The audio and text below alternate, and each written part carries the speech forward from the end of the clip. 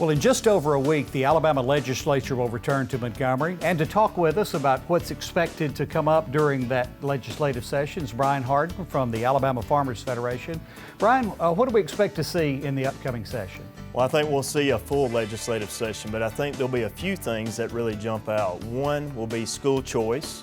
The second I think that we'll hear a lot about is budgets, not just the normal appropriations process that we see. The state still finds itself in a really good financial position, so we'll have some surpluses that have carried over that will need to be appropriated. The third thing that is really getting a lot of attention from the governor and from leadership is not necessarily the unemployment in our state, but the underemployment. And then the fourth issue that will get a lot of attention will be gambling.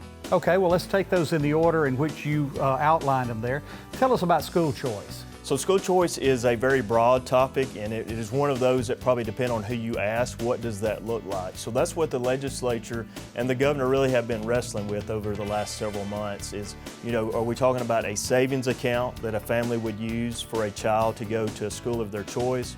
Would it be directed to the school of the choice of the family? So how is that money spent? So that's a lot of the discussion that has taken place both in previous sessions, but I think we'll really see that probably come to a head this legislative session with some serious movement on the discussion with school choice. Okay, as far as the budget, you mentioned they will be dealing with a surplus this year. So this will be the second year in a row that we'll see surpluses carried over from the last budget year. So a new budget year starts October 1st. So we're talking about ending where we left off on September the 30th.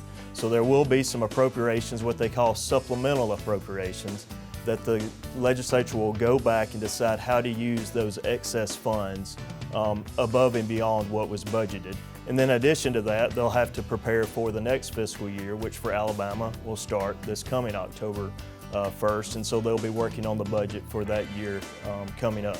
Okay, I'm intrigued by what you were saying about unemployment or underemployment. Tell us about that. Yeah, so I think we always gauge how well an economy is doing based on the unemployment, which is an important factor.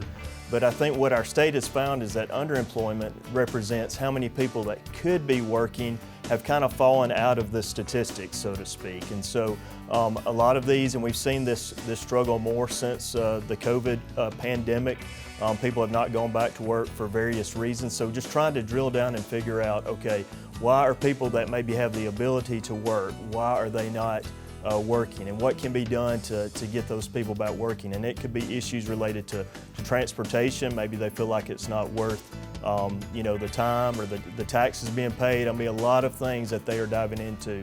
So a committee has been looking at this, appointed by the Speaker of the House, that we expect to come with some recommendations, and then we'll see where the legislature takes that debate from there.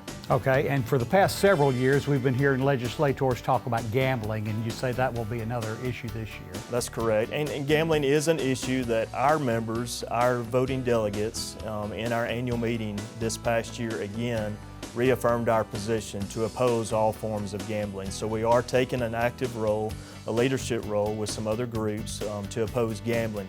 We feel it's not the best way to fund state government, is not the best thing for society and for a lot of people in society to be subjected to that, for the state to be supporting that. So we will be strongly opposing that again and hope to see that defeated within the legislature. Okay, so those are just 4 issues, but over the course of this session, there will be a lot of other things that'll come up. No doubt, and the legislature is already in the process of what they call pre-filing bills, so bills are being submitted as we speak, so we are monitoring those as an organization.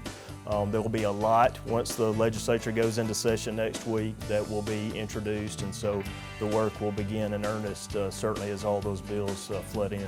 All right, Brian Hardin, thanks for being with us and clearing some of that up. Of course, the session starts February 6th with the governor's State of the State address. I don't know about you, but up until a few weeks ago, I had never heard of an apple galette. It sounds fancy, but Stacy Little says it may be one of the easiest desserts to make on SouthernBite.com. He'll show you how when Simply Southern continues.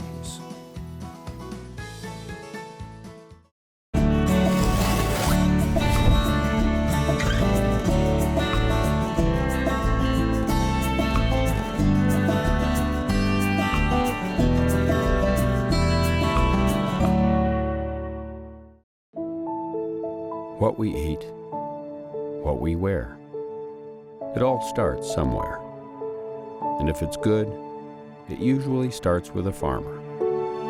And that somewhere is right here in Alabama. In a field, in a barn, on a tractor. Right now, there's a farmer starting something good for all of us. And it all starts right here in Alabama. There's no such thing as downtime when you own a farm.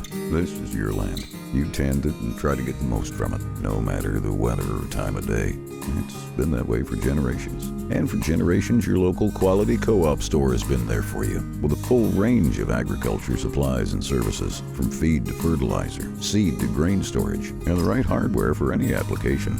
You'll always find what you need, plus friendly, knowledgeable advice at your local quality co-op store. There's one near you. Support healthy food from local farmers by purchasing a Farming Feeds Alabama license plate.